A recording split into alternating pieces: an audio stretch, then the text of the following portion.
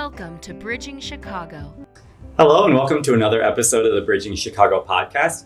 We're continuing our start to season 8 of the podcast. We hope that you were able to catch our episodes with Kelly Fair and Cecilia Cuff. If you haven't, those are the first 2 of this season.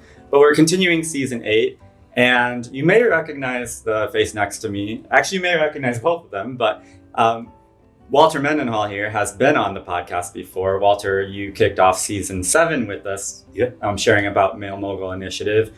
And so we're going to just remind people about that in a little bit, but good to have you back. Thanks for joining us again. So again, Walter Mendenhall is the founder and executive director of the Male Mogul Initiative.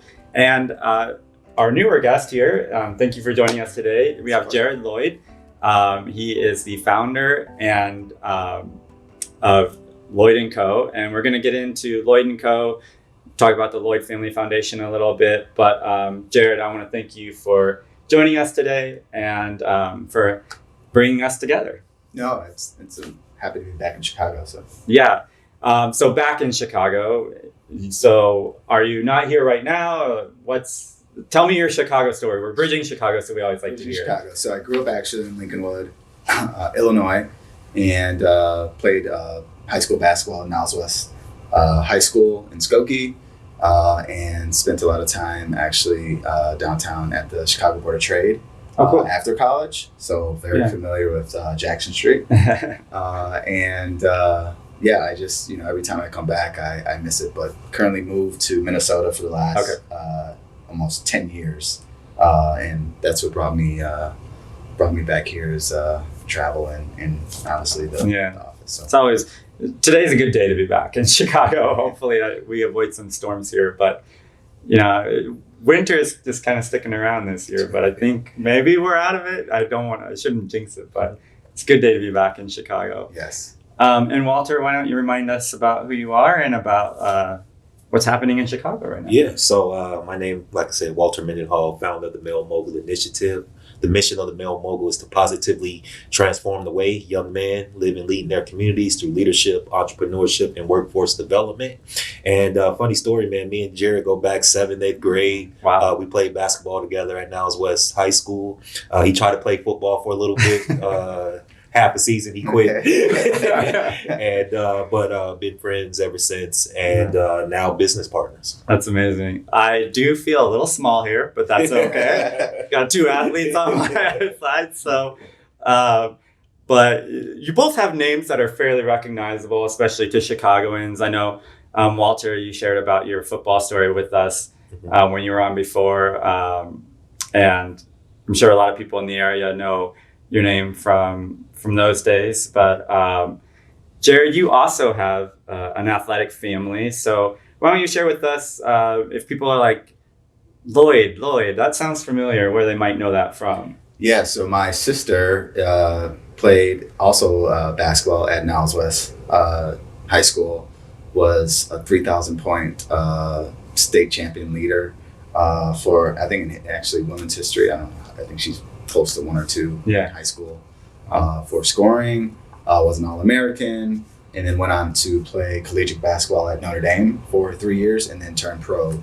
and has been in the WNBA for the last 10 years. So is she still with the Aces, or is she? So she was with the Seattle Storm. She was Rookie of the Year, drafted in 2015, and spent 10 years in Seattle, and now she's moving on to the Las Vegas Aces. Okay, so newer with the Aces. Yes. It's a good team to be a part of. It is. Great organization. Yeah. And it's interesting having, Becky Hammon having coached in the NBA alongside Popovich, having learned a lot, I'm sure, there, and now in her head coaching role, I'm sure that she's just getting a wealth of information, and probably towards that time where maybe she's thinking about the next thing that she's going to do.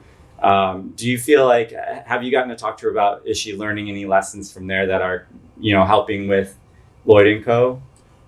Yes. I mean, I think anytime you're working with the top 1% of human beings, as athletes are in terms of their craft, like you can always learn really business principles and how to be resilient most importantly, persistent. Mm. And then also, how to build teams, right? And that's Yeah. the biggest thing I think sports teaches you is how to really put people in the right positions and get them on in the right seats. Yeah, that's a good point. I think we talked a little bit about that last time when you were here, Walter, about how sports helps you become a part of a team and learn how to kind of live and do your work within that team concept. For you, what has that meant and how has that helped you in your adulthood, having been a part of a team for so long? I think if I were to just one skill that it has given me is just how to handle adversity and obstacles.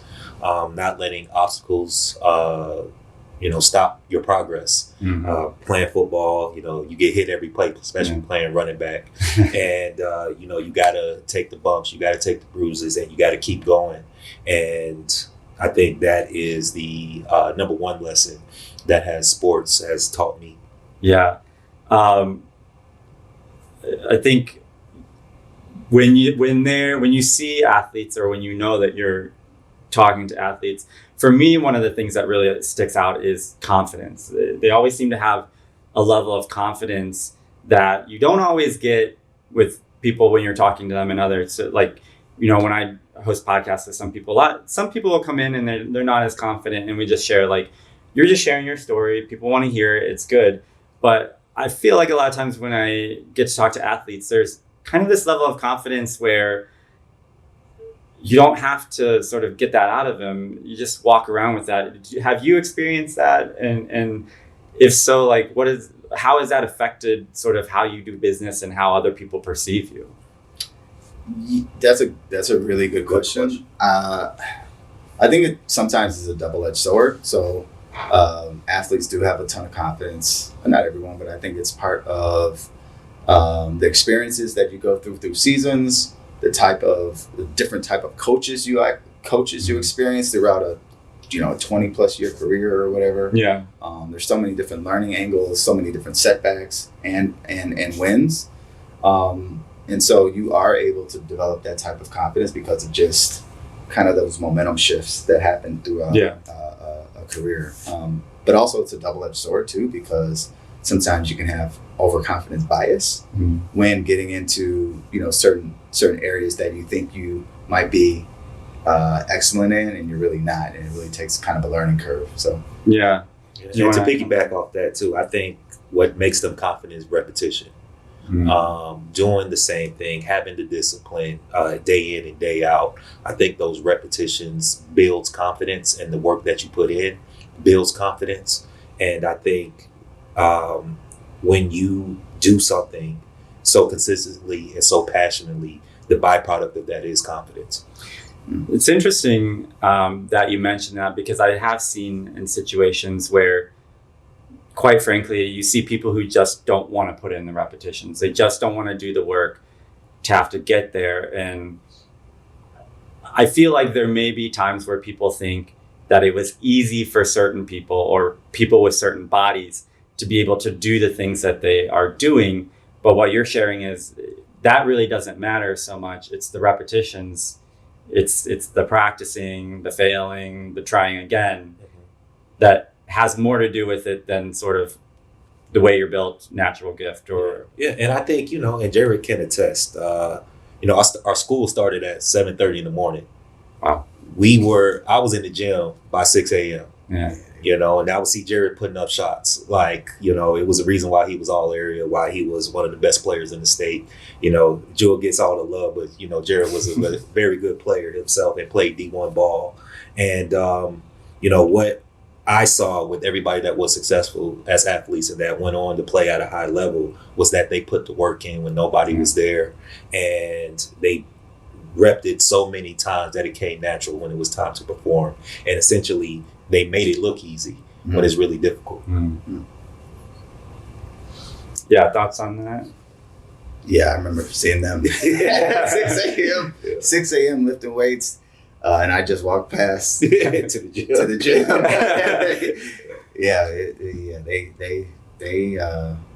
They definitely worked hard. Yeah, and Walter kind of mentioned this. You tried football, wasn't for you, didn't work. what did that feel like, knowing, okay, I'm going to have to give that up. It's not going to work out for me, and move on to something else? Well, okay, so the story with football was I always wanted to play. I didn't know my body was really built for it, but I always wanted to play. And so my parents really never let me play, actually. And so I always had that itch to try to get out there. So I finally got a chance my freshman year. My parents let me do it, but I was late to the season, actually. So I came, I don't know, there was like a week before maybe even starting, games and stuff like that. So I get my equipment, it doesn't fit right. And they're like, we have basically 2 All-American running backs, probably going to be pros. You're on the C team. Yeah. So I said, all right, fine. So I get on the C team, and we played 6 games or something like that on the C team. But I got my experience playing football, but I knew it wasn't long term. You're happy with that? It was good enough. I got hit one time from Maine South, and I said, one of the top teams in the state. So I was like, Yeah.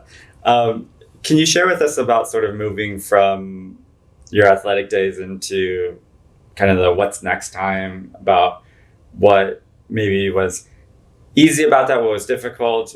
Sort of, did you know what you wanted to do, or how did you make that transition? Because I know that you played professionally overseas for a time. And so when you come back and life continues, what did that look like for you? What do I do? I spent probably a year in transition. It's almost like the military, to be fair. Like you, especially when you're overseas, you're really away from a lot of things and family and people, and you really have to kind of integrate back into like reality.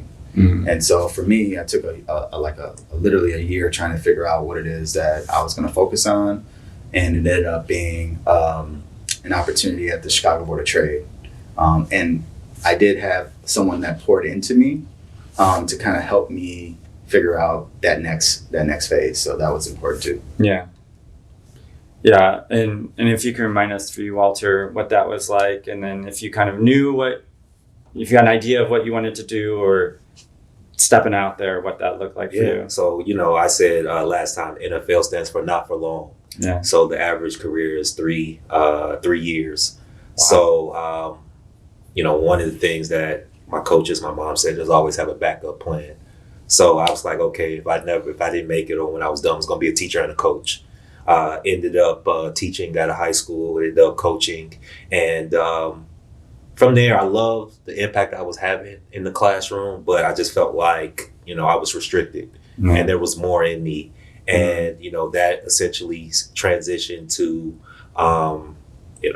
teaching in the collegiate level, then going into nonprofit, and then eventually going into social enterprise, and essentially what I'm doing now with the Male Mogul. Yeah. And was that difficult for you to kind of transition through that time, or? Oh yeah, it was one of the hardest things I ever had to do. You got to find yourself. When you are an athlete, you have a certain identity.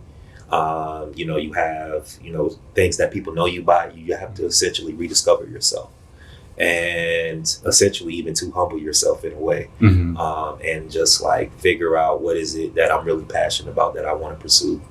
And, eventually that was education and social enterprise. Yeah.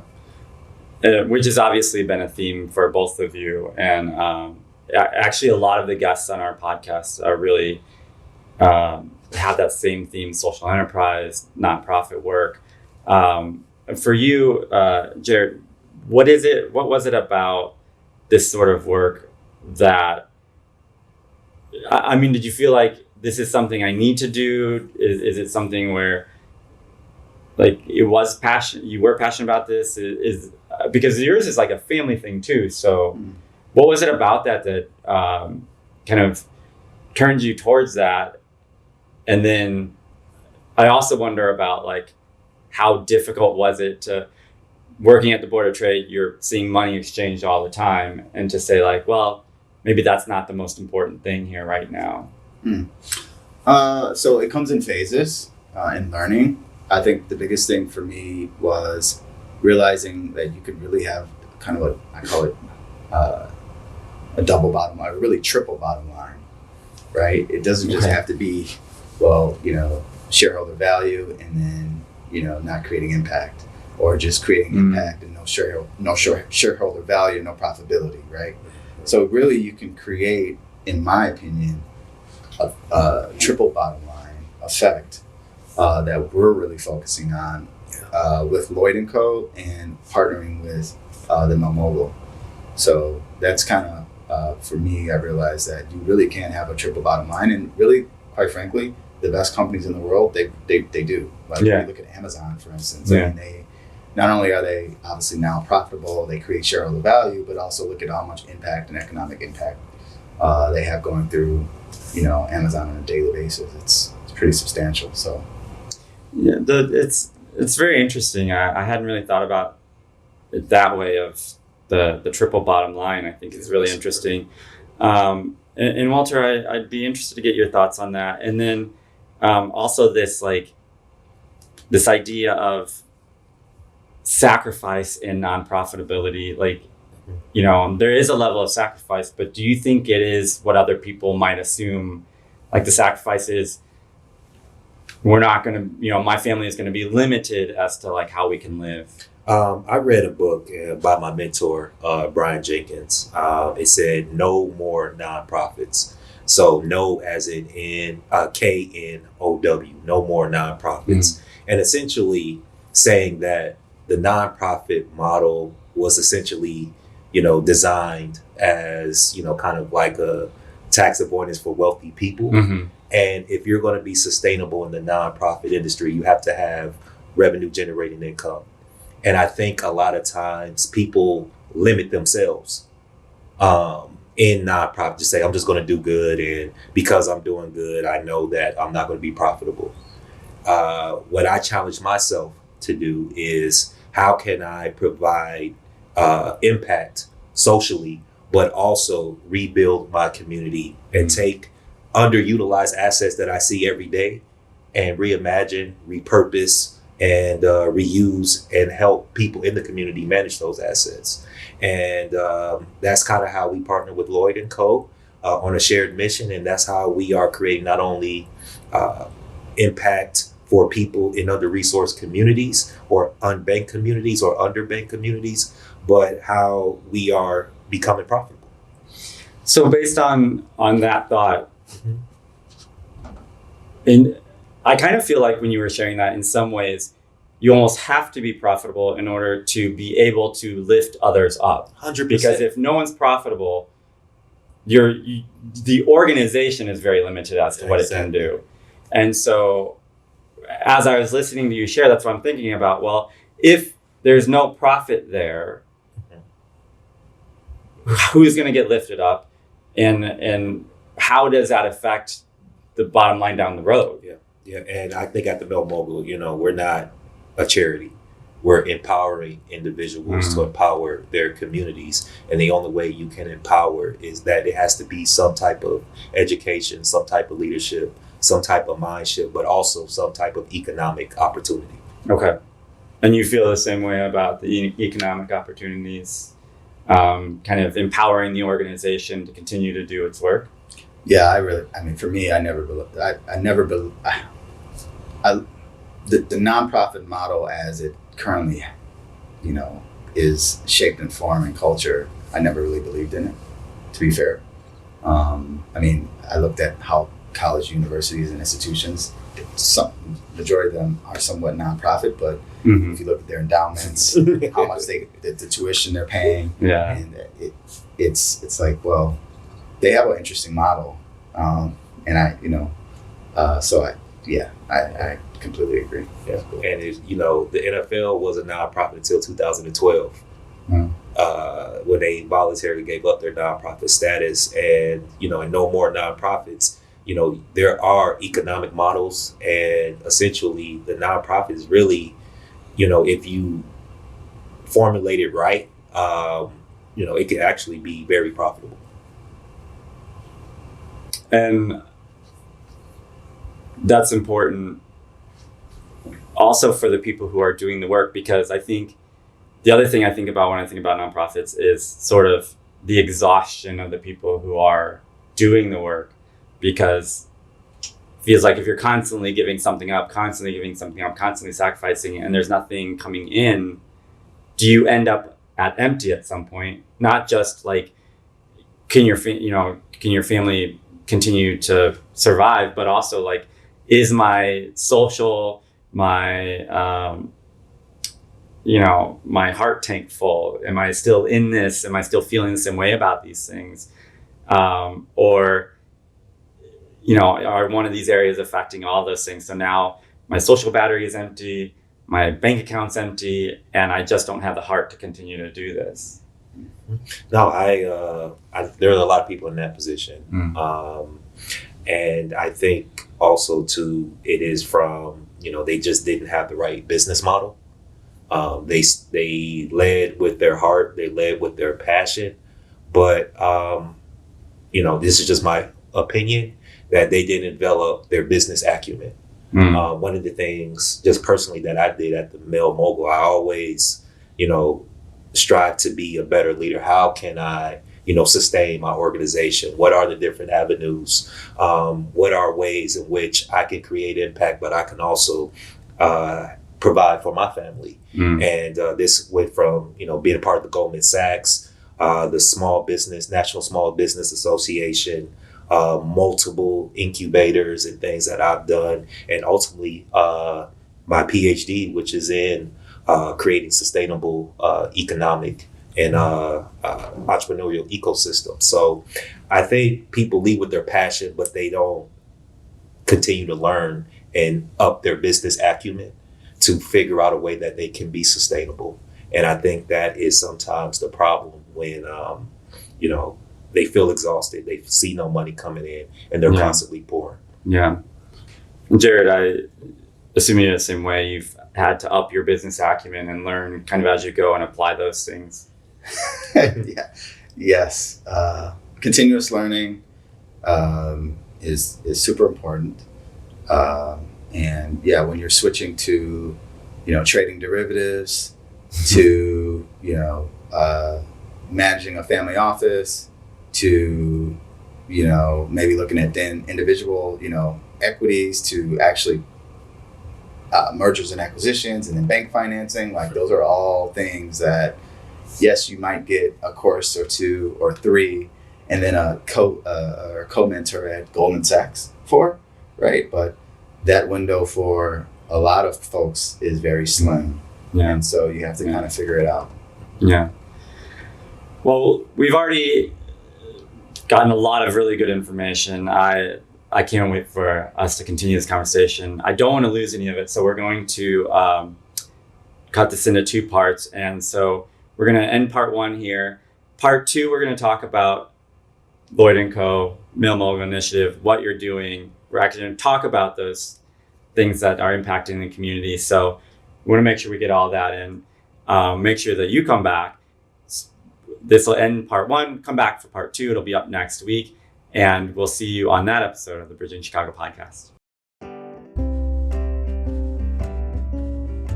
Thanks for listening to this episode of Bridging Chicago, as produced by the SATC Solutions Center. Nothing contained in this podcast shall constitute financial, investment, legal, and/or professional advice. No professional relationship of any kind is created between you and the podcast host or guest.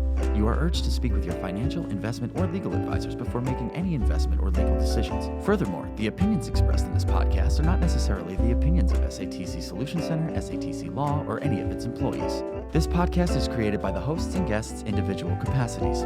All opinions on this podcast are or have been rendered based on specific facts, under certain conditions, and are subject to certain assumptions, and may not and should not be used or relied upon for any other purpose, including but not limited to, or use in or in connection with any investment purposes or legal proceeding.